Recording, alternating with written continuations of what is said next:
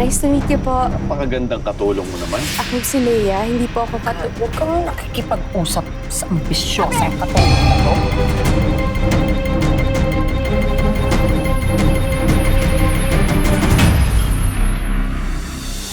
Congratulations, Ernesto and Leia. Magkaka-baby na kayo. We have to do something. Dahil kapag nawala si Kuya, mahahati yung mana natin sa Leia na yan. Mari lang, mahal ka niya, pero halata namang pera lang ang gusto nun sa'yo. Kailangan tanggapin niyo sila whether you like it or not. Bakit ka nalulungkot? Hindi ba dapat masaya ka? Hindi naman ho kami para sa isa't isa. Mayaman siya, mahirap lang tayo. Mas matindi na lalo ang kapit niyan kay Kuya. Nag-aalala ako, Renato. Paano na tayo?